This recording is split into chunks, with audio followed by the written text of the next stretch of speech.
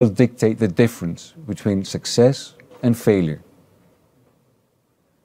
In this moment, brought about by the pandemic, and despite the difficulties they face, businesses have the responsibility to step forward.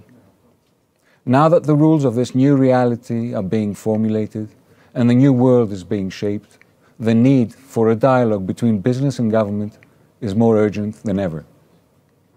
A new understanding between the private and the public sector that has a strategic meaning and where each one is called forward to fulfill its own share of the responsibility.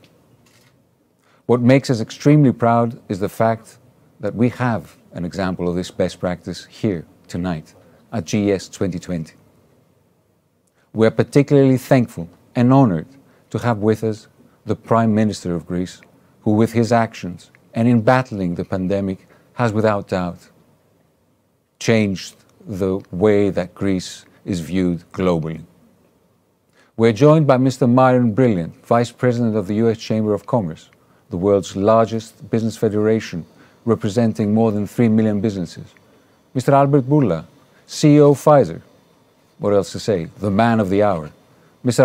Kalantzopoulos, CEO of Philip Morris, who is transforming the global enterprise. And last but not least, Mr. Punit Renjen, CEO of the professional services giant Deloit. Mr. Prime Minister, esteemed CEOs, a warm welcome.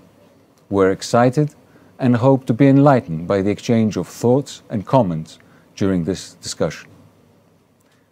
Gentlemen, before we proceed, let me allow me to just mention a few words on logistics, aka housekeeping. I will ask the Prime Minister a question, followed by 2 rounds of questions for each CEO, followed by 1 question for the PM from each of the CEOs and the Vice President. So the Prime Minister, please feel free to stop or comment at any point in time. So without further ado, Mr. Prime Minister, as I mentioned in my introduction, through your actions and in battling the pandemic, you managed to enhance the international image of Greece. What is your vision of the post-pandemic Greece, particularly as we're entering the 3rd century after the Greek Revolution? Well, first of all, thank you for having me. And I have very fond memories of the previous time I spoke to the Chamber exactly a year ago, at a time when no one could anticipate how turbulent 2020 would be. My hope is that this pandemic, with all the pain and suffering that it has caused, will be a dramatic catalyst for change. And my obligation is not just to deal with the urgent task of making sure that we address as effectively as possible the 2nd wave, but also not to lose time and make sure that we continue to implement an aggressive reform program that will make Greece an extrovert, competitive country that will play a leading role in the twin revolutions that will shape our future. I'm talking about the digital revolution and I'm talking about the green transition. And I think we have done a lot of work in that direction. I am confident that once the pandemic is over, Greece will be on the side of the winners, because there will be winners and there will be losers. Yes, the truth is that we've dealt very well with the first wave. The second wave has proven more challenging for our country as a whole, but I am confident that with the right measures we will be able to contain that second wave. But at the same time, what is of critical importance to me is to make sure that we don't undermine the productive capacity, the potential of the country, because I do expect a very rapid recovery after the pandemic is over, and the pandemic will be over once we have vaccinated a significant proportion of our population and the global population, because this is not just a Greek problem, it's a global problem. So we have to protect jobs. This is exactly what we've done. We have to provide liquidity, especially to smaller companies that don't have access to the banking sector. And at the same time, we have to create the right incentives for people to invest in Greece. because you should have no doubt, and I'm sure that the business community is fully aware of what I'm saying. Even in these difficult times of crisis, there are companies that are investing and are planning for the future. How will we do that? We need to reduce the tax burden. We've done so already. We need to reduce the taxation on labor, which is our big priority for 2021. We will reduce Social Security contributions cumulatively by 3.9%. We will scrap the solidarity surcharge. We will make taxation on labor much more competitive. And at the same time, you are fully aware of a very aggressive reform program we are pushing through in spite of the pandemic. For example, now, as we speak, there is a very important legislation in Parliament regarding land usage, absolutely critical, because we need to be disciplined in terms of where we build and what we build, if we can envision a sustainable future. Just one example of the numerous reform initiatives that we do intend to push through even more aggressively. I think the pandemic has made us all wiser in a way, fighting with a difficult crisis, looking at our strengths, looking at our weaknesses, and if anything, what I can tell you is that today I am significantly more committed to my reform agenda than maybe I was before the pandemic. I see the opportunity, I see the need. I'm aware that there is capital available, both from the private sector, but also from Europe through the Recovery Fund. And I don't intend to waste this opportunity, essentially to transform the country. And I think we need to think boldly in terms of the post-COVID challenges. We are not going to be timid, but at the same time, we're going to put forward an inclusive agenda where we will address a lot of the grievances which essentially were at the root cause of the crisis. Issues such as income inequality. How do you bridge the digital divide? How do you make sure that you reward the dignity of work, especially for those essential workers who we now realized how important they are, but maybe they've been invisible for a long time. So all these are important priorities, and as we are totally committed in addressing what is the urgent problem of the day, which is dealing with COVID, making sure that we save lives every day, but also we're fully aware of what is the important challenge for the next day, and we have to work on both these tracks simultaneously. Thank you, Mr. Prime Minister. And speaking on behalf of AmCham and in relation to information that we have from companies that are interested in investing in Greece, there is more and more interest coming our way. So you're doing a good job. We see it. I mean, we'll have a chance, I'm sure, to discuss specific business opportunities. But Greece is, it's on the radar screen. And my intention is to make sure that we punch above our weight. We have significant comparative advantages that we need to leverage, and not necessarily in sectors which are associated with Greece, for example, such as tourism.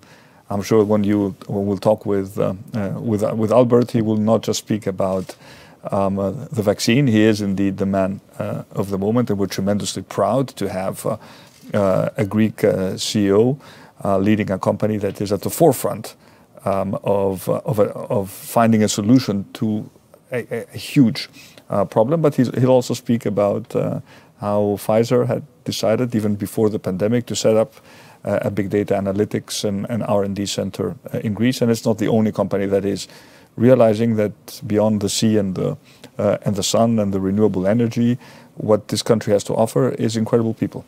Highly talented, highly skilled, highly committed, very hardworking. And of course a diaspora that at any given moment in time is thinking about returning to Greece and will return if we offer them the right job opportunities. Fantastic. Thank you, Mr. Prime Minister. Speaking of Pfizer and the investment, Mr. Bourla, it's a great pleasure to have you with us today. I'm particularly proud because we come from the same city. So if you allow me, I'd like to start my questions with you. And the Prime Minister mentioned the vaccine. So your company and a few others have announced positive results from the COVID-19 vaccine studies. Assuming the vaccines are approved, what will companies and governments need to do in order to have the larger percentage of people be vaccinated by the mid of the next year? And could Greece possibly be among the countries to produce the vaccine? First of all, thank you very much for your question. Thank you very much for having me here. It's a great honor to be together with such an esteemed panel of other CEOs, and of course, in the presence of the Greek Prime Minister. And also, I thank you very much, Prime Minister, for your good words about Pfizer. And indeed, we are planning to increase even further our investments, and I hope I will have the opportunity to speak about it later. Now, coming back to the vaccine, I think what the government should do it is to make sure that as the vaccine is distributed to them in the beginning, in the first months of the pandemic, they will have the responsibility to distribute those doses. They will have the responsibility to select who should receive the doses first, and then who should be the second, etc. And given that the production will always be in the first 6 months less than what the demand globally. And they need to do that in a strategic way. And they need to make sure that they listen to the experts and that they are utilizing the vaccine in the way that they can minimize as quick as possible the burden population. For example, many governments are thinking that they will start with the healthcare workers, or many governments are thinking that they will start with the people that are senior and they are living in nursing homes. Everybody depends on the specific needs of the country. They will need to make sure that they design a plan that will minimize the impact. And let's not forget, even if we vaccinate a relatively small % of the population in the beginning, we can have a very large impact, because a very small percentage of the total population contributes disproportionately to the severe cases and deaths. So if we vaccinate this part of the population in the beginning, we should be able, without developing herd immunity, to see dramatic drop in those indexes, which will allow to provide more confidence to open the economy. So that's the first thing. The second thing I would say it is that the government needs to make sure that given the pressure, open the economy, should not make the mistake, because now we have a vaccine, let's relax immediately the other measures. I think it will be important that they will use the vaccine as one tool in controlling this disease. Undeniable, it's going to be likely the most effective, most permanent impact, but there will be one of them in the beginning. And the time that we'll have to go back, we can go back to normality is not far away, but definitely is not now. So let's make sure that we don't do this mistake. And on your last question, which is if we can produce it either in Greece or in other places, it is indeed a problem, manufacturing. And it is a problem in the sense that we are living a situation that something which is very new, so we didn't have an existing manufacturing line for a vaccine like that, will be required in such global demand that it is impossible to meet. So we are doing right now everything we can to increase the manufacturing capacity that we have. But the challenge is that we need to increase it in the next few months. I feel very comfortable that by the end of 2021, for example, we'll have more doses than the world needs. But right now, we are going to have in the first months the supply. So the solution is not to try to do something from scratch, because it takes a lot of time and very specialized manufacturing technology to be able to produce an mRNA vaccine, for example, which is in our case. So right now, I believe that our focus is in the big facilities that we have engaged, how we can incorporate additional investments, how we make sure that the suppliers can provide to us enough products so that we can increase the demand, the production. Thank you so much. Speaking of investments, Mr. Prime Minister, and reforms, it has been extremely important for Greece to exit the 301 list of the Department of Trade of the United States, paving the way for more investment. And I think this was one step just before Microsoft announced its $500 million investment in data centers in Athens. So following this line of thinking, I'd like to ask Mr. Kalantzopoulos, illegal smuggling and illicit trade are the biggest problems globally for your industry. How would PMI assist Greece to tackle this problem? First of all, good evening and thank you for having me. Thank you particularly to the Prime Minister. And as Mr. Bacatzello said, congratulations for the way the government has handled the COVID crisis. I think it's remarkable for Greece, and I was personally surprised both about the measures of the government and the discipline of our compatriots. I have to say, of course, COVID is the most important thing just now, but illicit trade in this broad term, and I hope we will not have this problem with the COVID vaccine. I think Mr. Bourla is very much aware that there is danger that we have fake products running around, and we have to be very vigilant. Now, if there's anything to learn from cigarettes, clearly it requires an enormous cooperation between the government and the companies to track and trace all these products. It requires the appropriate legal frameworks, because very often when we seize contraband products, there is very little punishment. But the most important thing is change the legislation, train the customs officers, including in the most, unfortunately, modern tools, because organized crime today uses a lot of digital and internet tools. And clearly, as a company, we are willing to invest in this area, help the governments, give them the appropriate equipment where it is possible legally, and continue the cooperation with the customs and the rest of the authorities to minimize to the absolute possible this very important problem, because we need to understand that it's not about just a few cheap cigarettes. Organized crime and illicit trade have many forms, from human trafficking to weapons to terrorism, and they're all financed the same way, operate the same way. So learning from a sector where we have many years of experience, I guess it can be applied to many other areas. Thank you so much.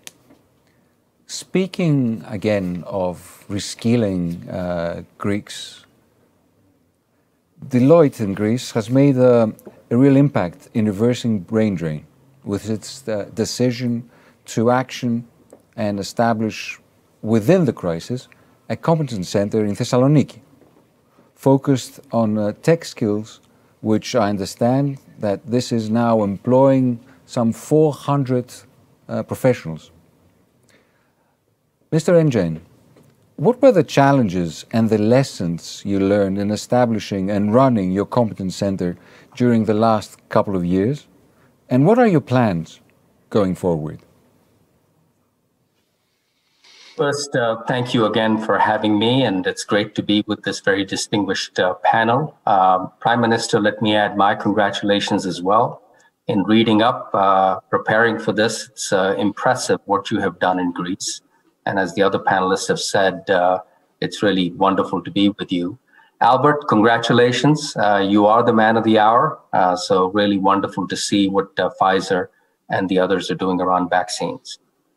We've been in Greece for 50 years, and we are a purpose-driven organization.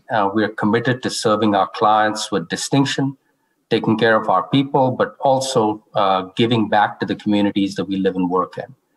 And we are a people-driven organization, so we are always in search for the best talent. 2 years ago, counterintuitively, we decided to invest in Greece, as you said, to build a competency center focused on some of the technology-enabled skill sets that are critical in this economy. And it's been a remarkable success. I have to compliment the government for the incentive and for the encouragement that they've given us.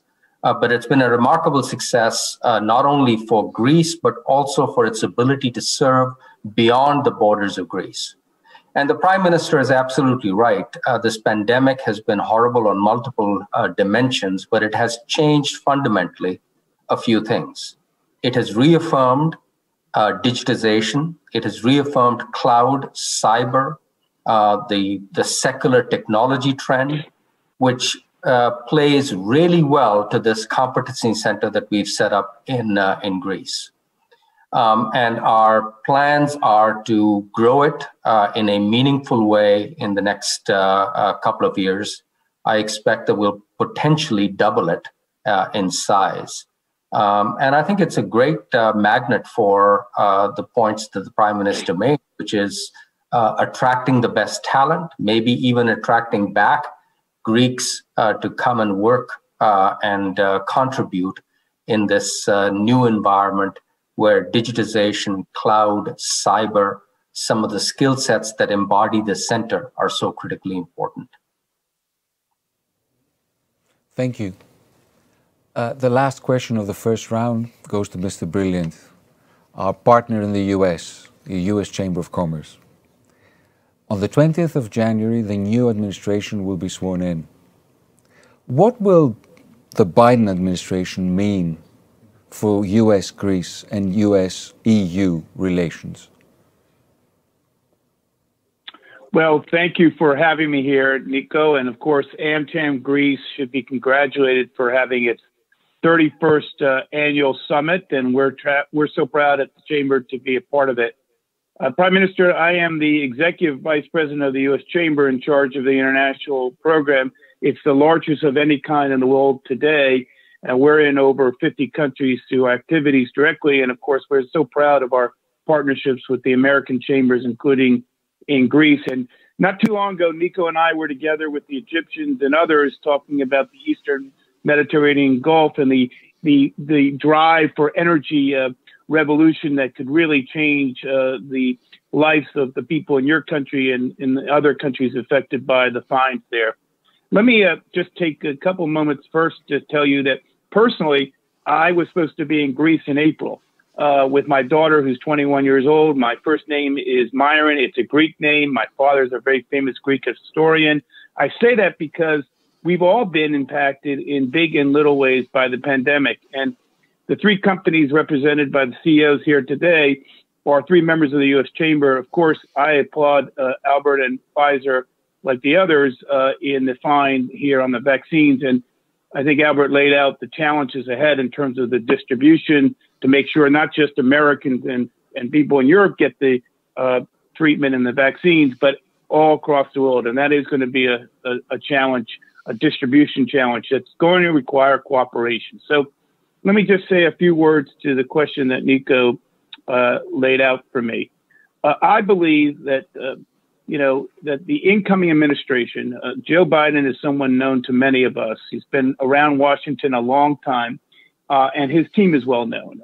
Tony Blinken and I did an interview not more than 2 months ago in which he laid out very clearly the strong belief of the president in reshoring or strengthening the alliance with Europe. And here I think Greece is very much in the thick of it because, Prime Minister, you should be applauded for the kinds of economic structural reforms that you are undertaking. You heard Pfizer talk about the work they're doing in your country. Andre could echo that as well. And I can tell you that I'm very proud of what Microsoft is also investing in your country. And of course, to me, not just in the energy field, but in the technology field where you're catching up, there is so much here that presents an opportunity for Greece in working with U.S. companies. But the picture of where I think the Biden team and the Biden administration will go is in three buckets. First, strengthening not only our alliances with Europe in key places, but also thinking about the multilateral institutions. Yes, we need to be in the WHO. Let's be absolutely clear. We pushed back against President Trump on this issue. We need reform of the WHO, but we should be there. Two, of course, the WTO and the importance of renewing a commitment to working with the Europeans in the WTO agenda. And three, of course, the Paris Climate Accord. And I think you will find industry is united that we need to work together on sustainability goals. Now, there are opportunities. And my second point is on the EU-US front. We've got to get some early wins. There are trade irritants like the Airbus-Boeing dispute.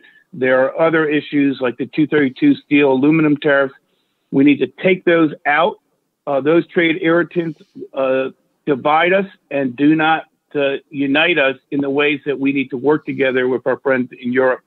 And we need to take those threats off, and I believe the incoming administration will do that. We also need to find ways to cooperate on issues that are outstanding in the U.S.-China relationship.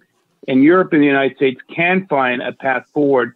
And I think there are opportunities, including in areas like investment screening and subsidy practices. And that's something that if you're more interested in, we can talk further on. But there are challenges. And I just want to be clear, because as much as I embrace the EU-US relationship and, of course, our work with Greece through the AmCham, I do want to be clear-headed about some of those challenges that we face collectively. Of course, there are differences on digital policies, rather around digital localization, around privacy, around DST, that we need to have an OECD solution. And there are even going to be some challenges around sustainability. Now, in a pandemic, we need to all focus on, first, recovering from the health crisis, something that Pfizer and all the companies are focused on. Second, we need to clearly focus on the economic aspects of that recovery, utilizing for like the G20. But Prime Minister, where Greece comes in is, I think you have an opportunity here to continue the digitalization of your economy, to attract and encourage the inclusive growth that you laid out. And I think you will find that the U.S. companies represented here and many that are represented through the AmCham and the U.S. Chamber are committed to helping you there. But I don't want to suggest that there aren't issues that we don't have to work through, because there are some challenges. But I'm optimistic that the emphasis of the incoming administration will be to strengthen the alliance relationships with Europe. Will be a priority for sure. So I'll leave it at that, Nico. Thank you very much, Myron. I appreciate learning this link that you have with Greece, and I will come back to this, I hope, at the end.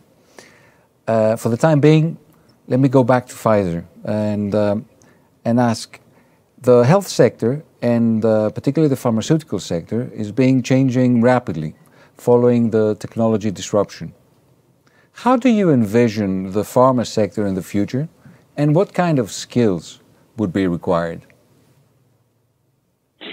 First of all, I think if we learn something from this COVID crisis, it is that the value proposition of a vibrant biopharmaceutical industry, it is fundamental for the health of the society. It is fundamental for the society itself. And the truth is that I believe that all the fundamentals right now indicate that we will have a vibrant biopharmaceutical industry. First of all, the need is clearly there. Society needs medicines because people are getting older and older, so new diseases are coming up, that we have also globally an urbanization. The middle class in the world is increasing 150 million people every year. Those are people that they didn't have access to medicines, now they have. So the demand will be extremely high in the next 2 years. On the other hand, the offer also will be very compelling because, as you mentioned before, we are at a revolution period where I will call it a scientific renaissance right now, where biology and digital are colliding, and they are unleashing tremendous potential for our ability to design new molecules, understand pathways of diseases, and provide medical solutions to the world. So, as you said, I think there are a few things that are going to be very different, though, in the new era for the pharmaceutical industry. And I will focus maybe on two that are extremely important and relevant to our discussion today. One, it is that science is very diverse. We have a plethora of scientific knowledge, but it is increased in logarithmic rates. So it is impossible anymore that the science can be developed in big academic or private institutions like the Pfizer labs or the Harvards of the world.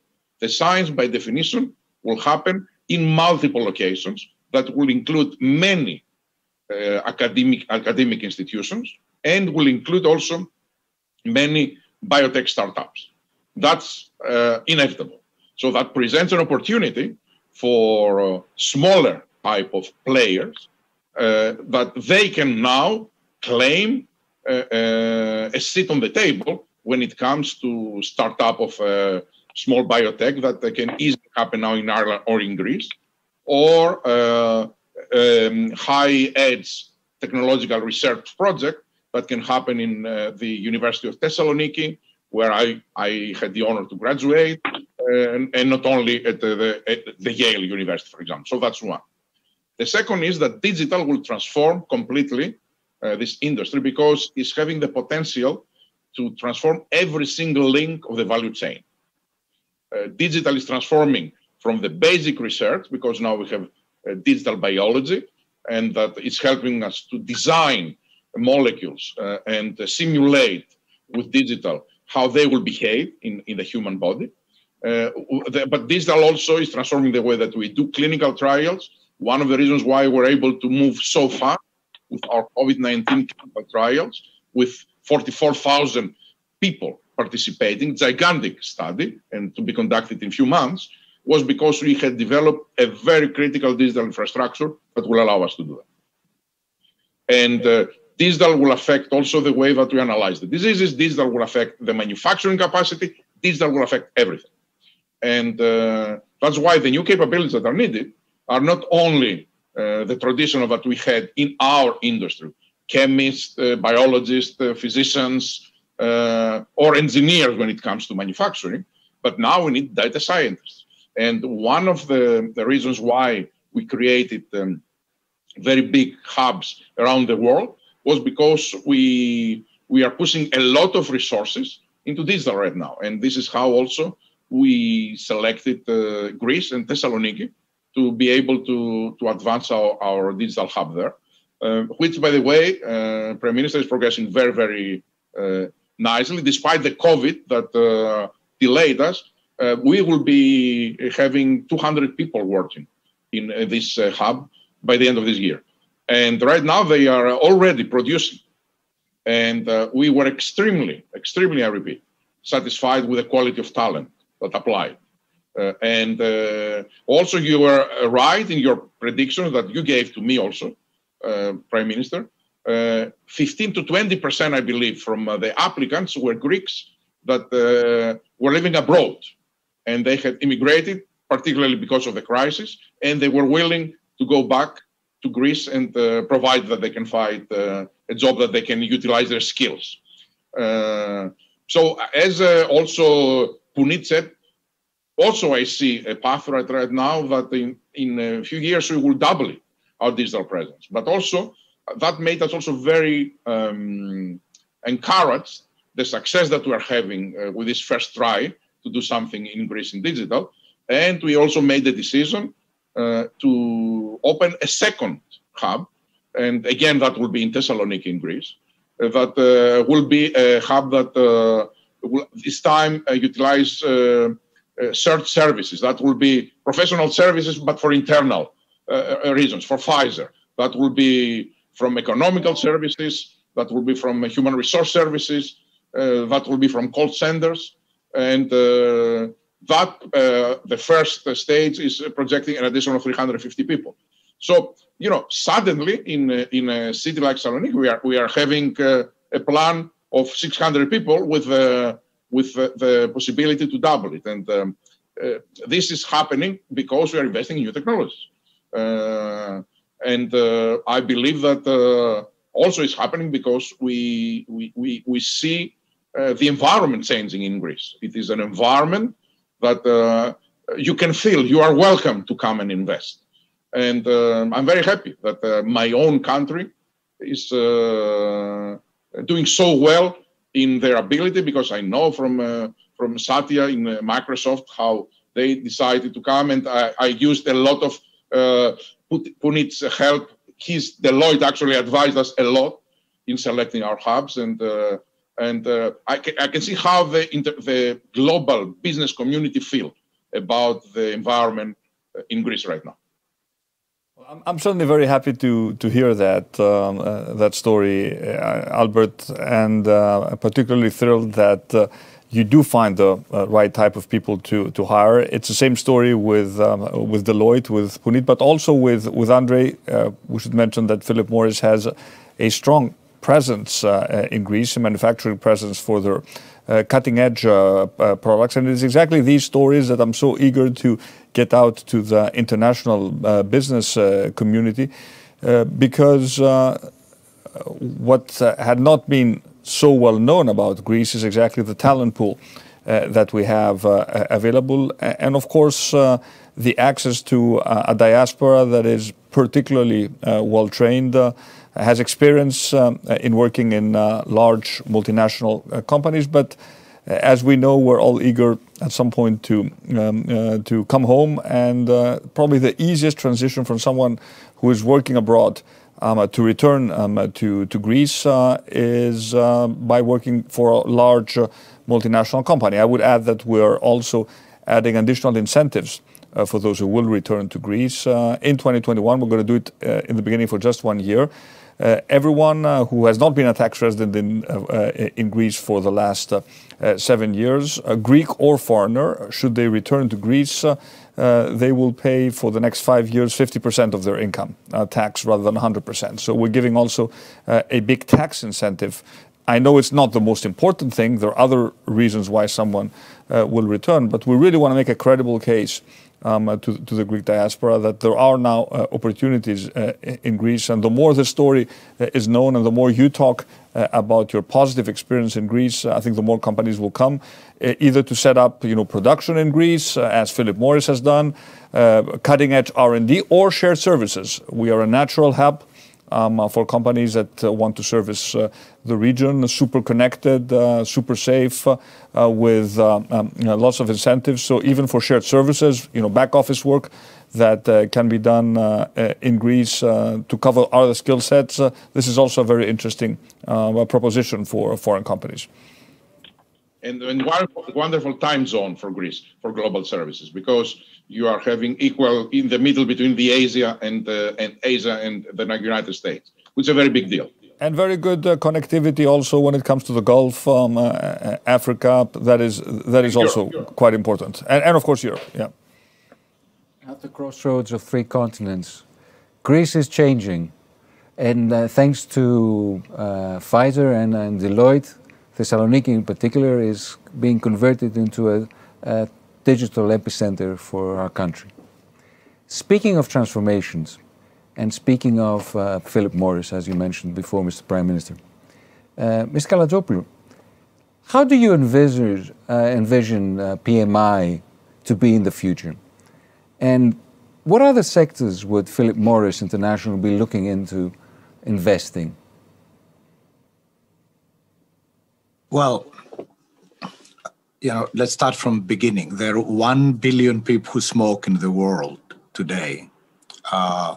And we all know smoking causes disease and premature deaths. So I think the mission in front of us is for the people who would not otherwise stop, offer them products that are vastly less risky than cigarettes. And the problem in cigarettes is the fact that we burn organic matter, the tobacco. Nicotine is addictive, but is not really the disease cause of cigarettes. So we have developed a portfolio of products that either use tobacco or liquids that are more known, that all have a common denominator, absence of burning, of combustion, and they all reduce the toxicity of the smoke very substantially. And our leading product was authorized as a modified risk tobacco product by the US FDA 4 months ago. So we are investing clearly in this domain, and our objective is to replace cigarettes completely and phase them out as soon as possible. For that, clearly, there is a lot of work to be done. I think we have developed the products. We've done the scientific substantiation with preclinical and clinical trials. But the biggest work in front of us is have the right regulatory frameworks and then convince consumers. And for that, I'm very grateful because Greece is at the forefront of adopting specific regulations for these products that encourage the innovation and encourage consumers to switch whilst maintaining strict controls, obviously, over these products, especially regarding youth use. So I think for anything we try to improve, the key is to convince consumers. And to convince them, you need to explain first what the problem is. I said the problem is combustion. The second is to give them possible alternatives, like in energy. We provide green energy is not zero risk. It has not zero impact, but is better than burning fossil fuels. The third is clearly have the right regulatory framework to incentivize people to move. And fourth is companies have to make the commercial investment and effort to work with the consumers. And that requires public and private sector collaboration.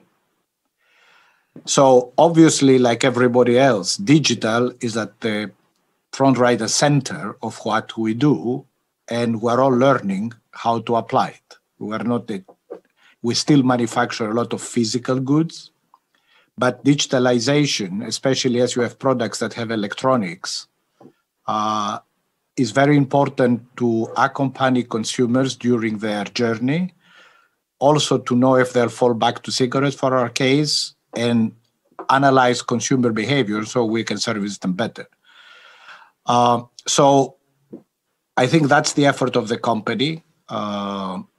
And obviously the objective we have is not only to be depending on nicotine or alkaloids, but as we have consumer data, we can offer them other products and services in the future. But the priority is clearly to replace cigarettes. Now, coming to Greece, Papastratos, which is the Greek affiliate of Philip Morris, has been in Greece for 90 years. So it's part of the economic and social fabric of the company, of the country, I'm sorry.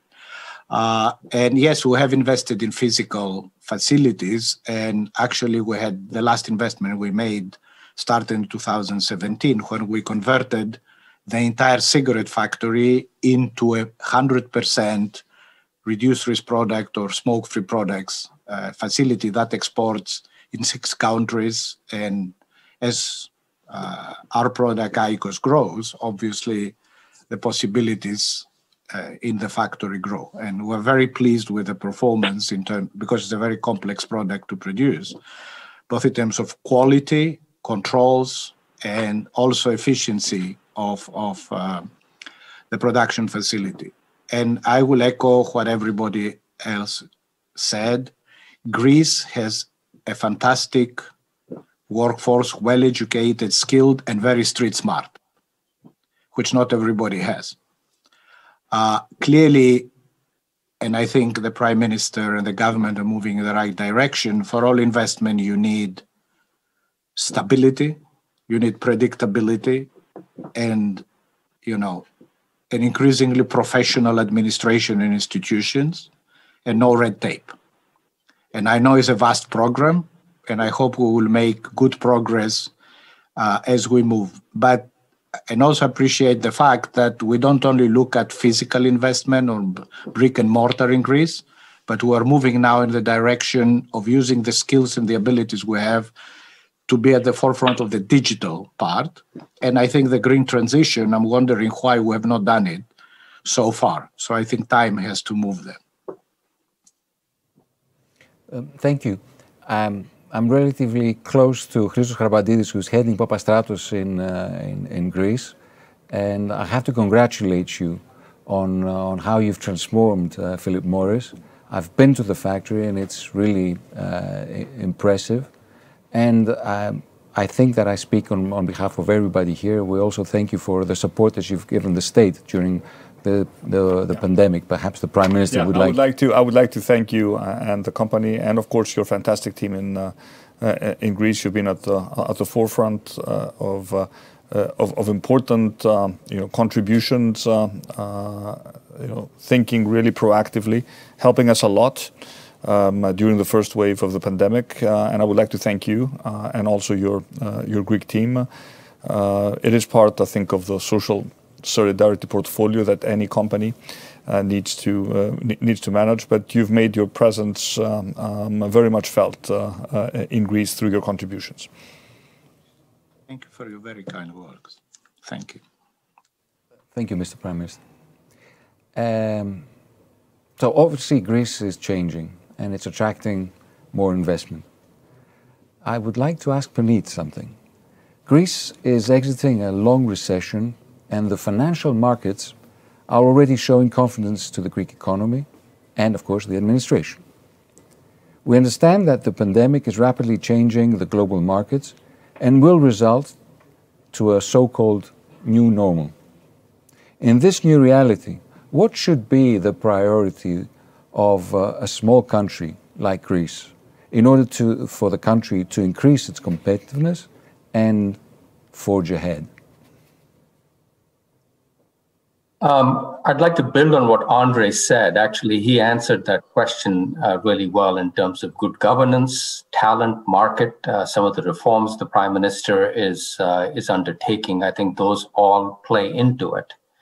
But what I'd like to be able to do is expand on this notion of the new normal. Albert mentioned digitization. I think there's some trends that COVID-19 has reaffirmed. The first is how work is going to get done. Take Deloitte. We have 300,000 professionals globally, 800 offices. We had to take our entire organization remote in March. Now, would we go back to the way that we used to travel? Probably not. So the way that we will do work, the way that Albert will do work in Pfizer and in PMI will change fundamentally as a result of COVID. And I think that's an opportunity for a country like Greece, with increased remote work, increased flexible work. The second is around digitization. This technology-enabled transformation that is being enabled by digitization, cloud, and cyber.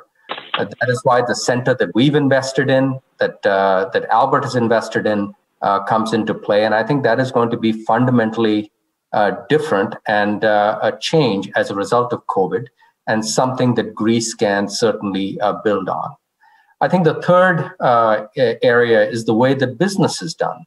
Supply chains, I've spoken to about 100 CEOs in the last several months, and every one of them has talked about how they're going to reassess their supply chains. Albert talked about the way that research is going to get done and development is going to get done, ecosystems, not only in the pharmaceutical space, but in every business, are going to play an increasing role. And again, a country like Greece can play and punch, as the Prime Minister said, above its weight. The fourth and final trend, I think, is actually a silver lining as a result of COVID-19, and that is around the environment, the ESG measures. I don't think we're going to go back to the way that we used to travel, the way that we used to live. And I think there's an opportunity for us as business leaders, as country leaders, to really step up and address some of the issues that are going to plague us as a global community, climate being one of them. And I think Greece can certainly lead on that, as will a number of companies. Deloitte is going to do its part. I know that the others on this interview will do their part as well. Thank you. To close the second round of questions, I'd like to ask Myron, what are the Chamber's priorities when you look at Europe? So, Nico, I think there is a common theme here among the three executives, and I just want to start with just saying that, Mr. Prime Minister, what you have heard is the rapid increase in digitalization of the global economy, the impact that's going to have on the workforce, clearly the issues around sustainability and inclusive growth. You mentioned that in the outset. I would echo what Punit said about supply chains. I just got off a call with the head of the IDB, the Interdevelopment Bank, and of course, that was the theme of what they were talking about in the Americas. Everyone is under this illusion that they're going to be able to nearshore supply chain. So the first thing I would say, our priority is to make sure that the environments in these countries are competitive and that they're doing everything they can, including in your country, to continue the kind of structural reforms that you've outlined already in your agenda. We would just encourage you to continue to go deeper on that. Two, to accelerate your preparation for what is going to be in the post-pandemic world. And thanks to Albert and others, we are going to get to a post-pandemic world. But I think what I would say is I'm very concerned about the environment that we create and the battle that we all have to avoid nationalization policies that prevent the kind of sharing and exchange of ideas that is going to be absolutely critical in a community of nations that have to work to avoid the kinds of policies that we think would inhibit growth in your economy, in Europe, and of course in the world economy. So what do I mean by that? We got to get rid of some of the trade irritants between the United States and Europe that I outlined initially. I mentioned already things like the Airbus-Boeing dispute. I would add the 232 tariffs that the United States has imposed on Europe, or I think are counterproductive to building the kind of alliances. 7 years ago, I was an advocate with President Obama's team for the Transatlantic Trade and Investment Partnership, TTIP. Now, that didn't work, but we need to be thinking about how we strengthen our trade ties and remove ourselves from the disputes and the irritants that have prevented Europe and the United States to fulfill the prospects of growth in our already strong transatlantic relationship. So that's one. Two, I've already said this. I feel like a broken record. I do think that we have to strengthen the governance of the rules of the game. There are gaps in the WTO system. Part of that is on the failure of the United States and Europe to lead here, and part of that is on the failure of other countries to accept the necessity to upgrade the WTO. What do I mean by that? Areas like industrial policy, subsidies, certainly in the intellectual property area. These are things that have to be addressed if we're going to level the playing field and create the best conditions for growth, inclusive growth. I also believe that we have to recognize in this regard that climate is not an issue that can be in isolation. We all believe in sustainability and the opportunities that it provides in commerce, but frankly, we've got to agree on what that means. We got to agree on what the rules of the game are going to be, and they can't be discriminatory in nature. And this is an area where we still have a lot of work to do. And finally, I would just say that since we focus so much on digital issues, I just really believe that we have to define what that means when it comes to data privacy, when it comes to taxes, when it comes to e-commerce, when it comes to the nexus between national security and commerce that we see in the U.S.-China debate. We need Europe and the United States to be thought partners and leaders in evolving and developing the rules of the game in these areas that are right now not really covered, not only not by the WTO, but are really being independently defined in ways that perhaps undermine confidence in the business community, do not provide certainty that we need. I see it time and time again in the conversations I have with the Chinese leadership and with other governments. And Prime Minister, would just echo something that has been said already. We want Greece to succeed. We want Europe to succeed. And we want the United States and the business community in the United States to be advocates for strengthening the alliance at a time when the world is fragile, when there is huge debt, when there is huge social issues, when there is big questions looming around environment and sustainability, and of course, big questions about not leaving people behind as we accelerate the digitalization of our economy. So these are all issues on the minds of executives. I could go on. I'll stop there, Nico, and turn it back to you. Thank you very much, Myron. Mr. Prime Minister, when we were putting together this conversation, we had asked our 4 business leaders to, at the end of the second round of questions towards them, to pose some questions towards you. So if you don't mind, we'll start in reverse order. Myron, would you like to go first? Well, I mean, I have a question that's, I think, on all of our minds. Mr. Prime Minister, you have talked about the fact that your country has done a pretty good job in managing the health risks from COVID-19, and congratulations on that.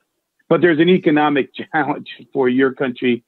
And the question I have for you is, one, how do you feel you're doing on the economic side? And you mentioned it earlier, but what are the areas that you feel that you need the help from the business community on?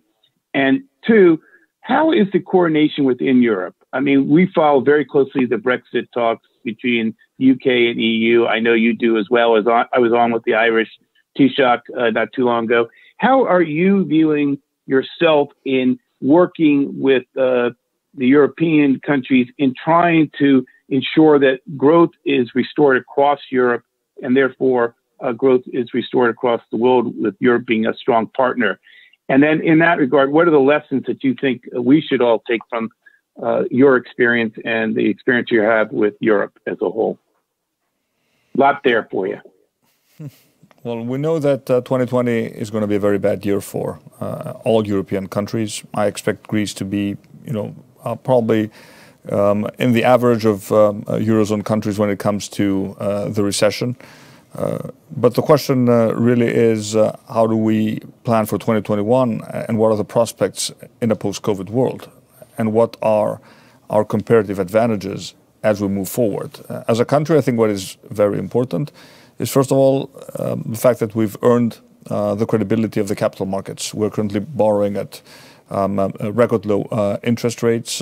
And there is a general belief that in spite of our big stock of debt, the combination of the liquidity provided by the ECB, in conjunction with the fact that this is a credible reform-oriented government, makes investors extremely comfortable. We saw it in the in the debt markets. We're also interestingly beginning to see it in the Greek equity markets. Now, on top of that, what is absolutely critical, and this touches upon your second point, is the fact that we did agree, after 5 extremely painful days and nights, to a very important, a massive, I would argue, a step in the direction of Europe being able to borrow as a supranational entity and then channel grants and loans to those countries that need the funding the most. I'm talking about the package that was agreed last July. As you know, there's still some complications in terms of approving the budget for the next programming period, but I don't expect that Poland and Hungary will at the end be obstacles to what was a momentous moment for Europe. So I think Europe stepped up to the plate. It did deliver. We were one of the first countries to submit an aggressive set of projects for what is called the RRF, the Recovery and Resilience Fund. So for the first time, I feel confident that apart from mobilizing private capital, there's also access to European money to fund and support these big transformational projects that we're currently planning. So we know 2020 is going to be very ugly in terms of the recession, but my number one priority is to make sure that I keep jobs alive and that jobs are not destroyed during the crisis. Let me give you one example how do we do that. When, for example, we give smaller companies access to liquidity, and we're doing it because we know that the banks can't do it. So we directly give money to the companies in the form, partly in the form of a grant, partly in the form of essentially a loan to be returned over time. We tell them, look, if you want to have access to this funding, you have to guarantee jobs for the foreseeable future. So this comes with some strings attached. We want to make sure that once we recover, the productive capacity of the economy hasn't been severely damaged. And I think when I look at the job numbers so far, I think we've done a reasonably good job in protecting jobs as much as we can. So we know we have the firepower at the European level. We are significantly progressing when it comes to cleaning up the banks and the non-performing loans within the banks, taking some important decisions along the lines. But this is also a project that is moving in the right direction. So if we manage to address the three main strategic tasks that were outstanding when we took over the country, the first is change our fiscal policy. This was a necessity in the post-COVID world. We're all encouraged and we are spending more, but we need to spend smartly. Making sure we address the supply side of the economy through real and meaningful structural reforms, all the issues we touched upon, while at the same time cleaning up the banking system. I think we probably have addressed the main challenges that will allow the next decade to be significantly better than the previous one, which, as you know, was pretty traumatic for Greece overall. Thank you, Mr. Prime Minister. Thank you, Myron. Punit, would you like to go next, please? But gentlemen, please feel free to jump in and ask the Prime Minister. Prime Minister, you've heard all of us talk about the post-COVID new normal, and some of us outlined the 3 or 4 things that will change the way work is done, the way business is conducted. Assume that you agree with that, but you also talked about Greece punching above its weight. So in this new normal, what specifically would Greece do to punch above its weight? Well, let me touch upon the point that you raised, because it is of critical importance to me. COVID has demonstrated that you can work from anywhere. If that is the case, and I think it will be a case to a great extent, then why not choose to work out of a place that is beautiful, safe, offers excellent quality of life, we have access to good healthcare, but is at the same time connected, close to your major markets. So I want to make Greece, the best place not just to visit, but to work from. I want to make Greece the best place to retire, should you choose to spend, your winters, not your summers, if you're a Northern European. In a Mediterranean climate. So this perception of Greece as a destination, but not just for tourism, a destination for work, for investment, for people who will choose to retire. I think we have a lot going for us in that direction. And it's interesting how many people, even during the pandemic, chose to actually spend their time in Greece and work out of Greece because they saw the overall proposition that the country has to offer. So I think that if we combine our natural comparative advantages, one of them being, our geographic location, the beauty of the country, with making sure that we don't fall behind, but we lead in terms of the trends that you have identified, I think we're really onto something. And when it comes to digital, let me just highlight 2 examples which I think are particularly important.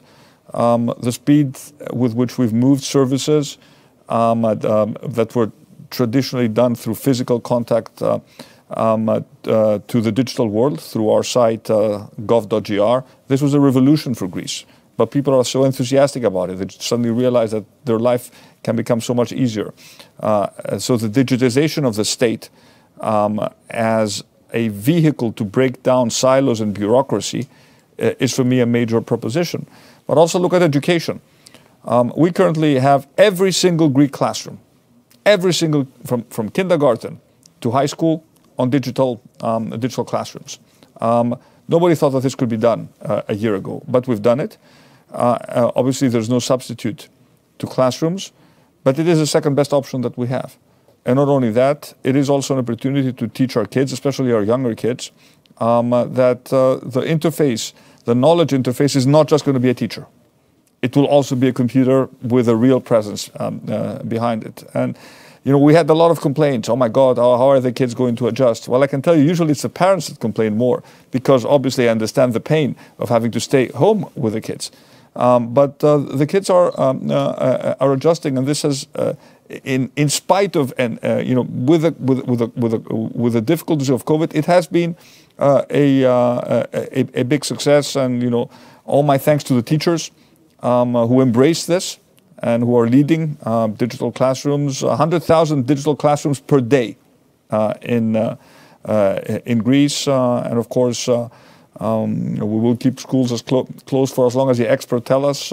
But even when we get back to physical teaching, we know that we have the infrastructure now to deliver digital education should we need to do so. But I do believe that, in spite of what people say, and I listen to the concerns, and I'm very much, I speak to a lot of, child psychologists, about how difficult it is to be at home. I also do recognize that the skills and the knowledge and the concentration that you need when you interact digitally is something which will be required of the kids as they grow up. I mean, a kid who's now in first class of elementary school, they will graduate from college in 2032, from high school in 2032, and from college, if there is still a 4-year college concept, in 2036. So we're forced to think in terms of these skills. Thank you very much, Mr. Prime Minister. Mr. Kalantzopoulos, would you like to ask the Prime Minister? Yeah, sure. Mr. Prime Minister, we have a lot of discussion about, and we represent large companies that work in many countries.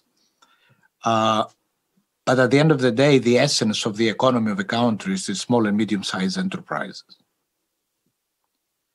And my personal view is also that Greece has a lot of opportunity, Greek enterprises in Africa, Southeast Asia, and many of the developing countries.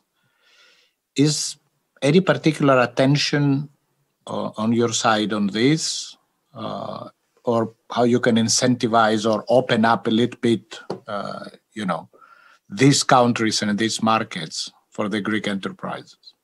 Thank you for the question. Of course, private sector has to invest, but I have lots of thoughts on that. First of all, we need to increase our share of exports. That is, one of our key goals. Goods and services. We need a much more open economy, and I do need to point out that manufacturing has a role to play in Greece.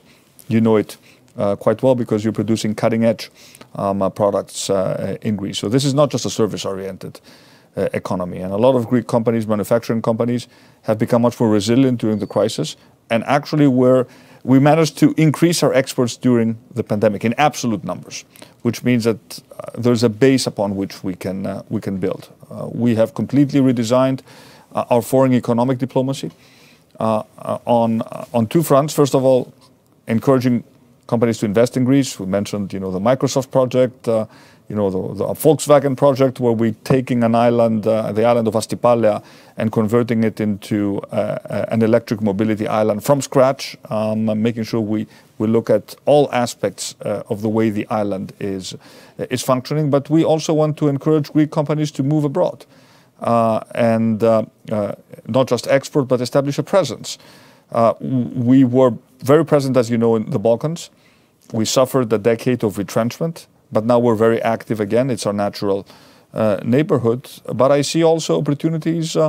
I see huge opportunities in Africa, especially Eastern Africa. Africa is an unexplored continent for us. We're going to be putting a lot of work in making sure we open up economic channels to Africa, but also the Middle East. We have just signed a strategic partnership with the United Arab Emirates. We do consider them a strategic partner. There's a nexus of countries that think alike.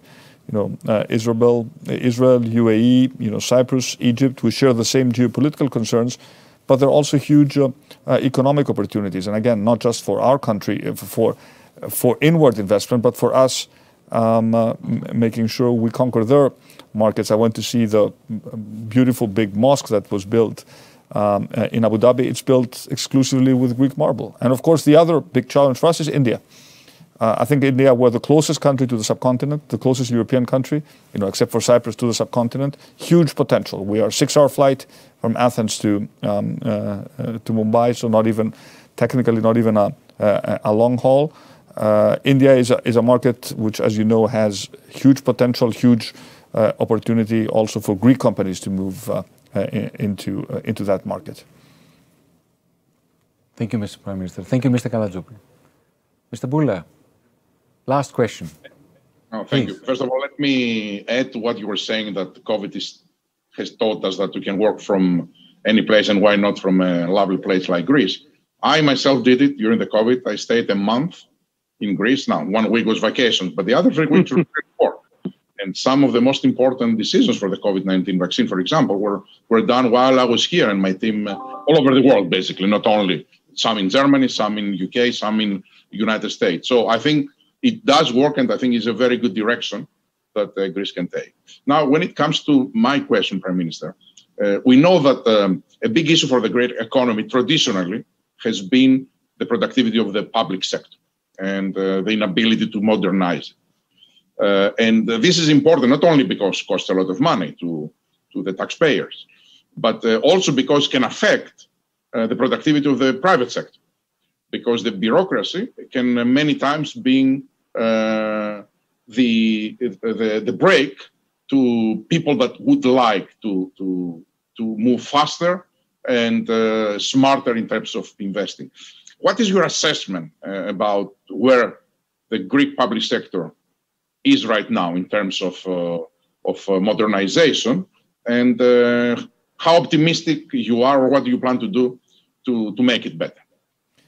When we took over the government, Albert, we looked at the Doing Business Index. We were very practical. We said, I mean, where are the big challenges, and how do we need to work to improve our ranking?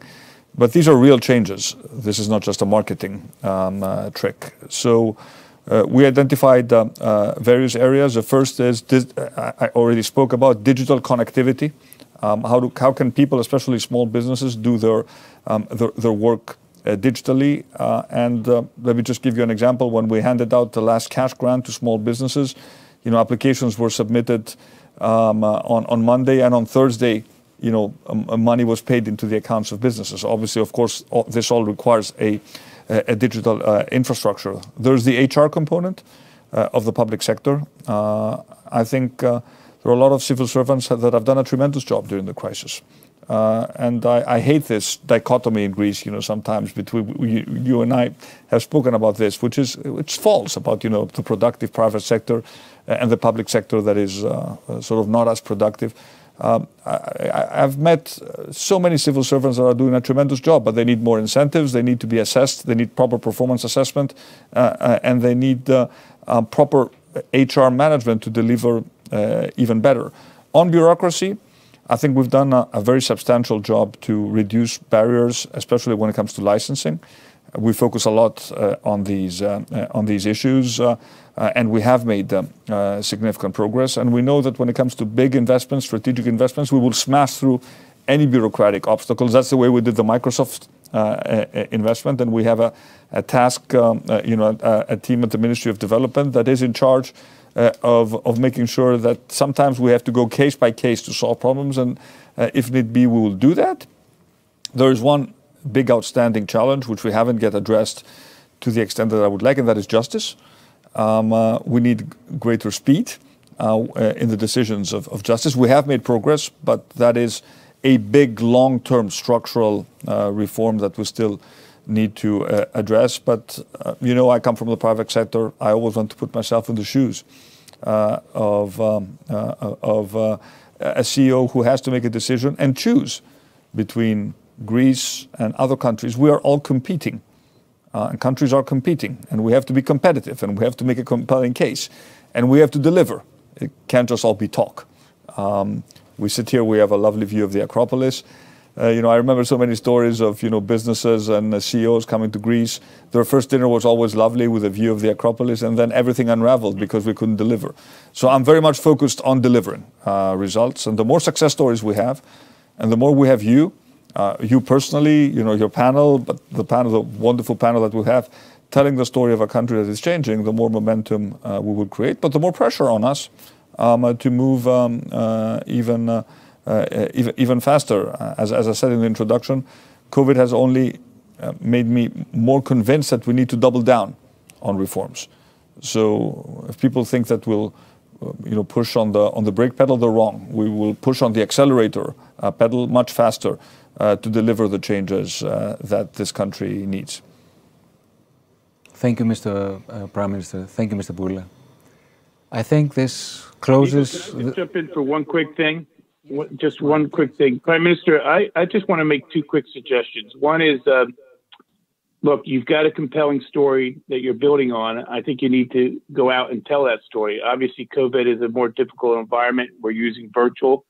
But, you know, obviously, we will encourage you to use our network in the United States, which includes not only the businesses, but 3,000 chambers and 1,100 trade associations. If we can help you get your story out, we'll do that as part of your narrative. The second point, though, is I do think you need to be very clear what those incentives are. You know, we talked about regulatory issues, we talked about digitalization, but one of the things we have not talked about is just the kind of incentives that you're trying to provide in different sectors of the economy to encourage investment. We've talked about 2 or 3 investments in particular, but I would encourage that story to get out as well. Oh, I could talk a lot about that. It would take up much more of our time, but I know. We'll make it absolutely clear to your members. Plus, let me just conclude by saying 2021 is going to be an important year for Greece. As you know, we're celebrating the bicentennial of the Greek Revolution, and hopefully, you know, at some point in 2021, we'll get done with COVID, and it will be an opportunity for us to reintroduce Greece to the world, but not the Greece they sort of remember from their history books, but, you know, a modern, vibrant, confident country that, you know, relishes on taking on the challenges of the future. So thank you for the offer. I'll make sure I follow up on it. Thank you both. I think this brings our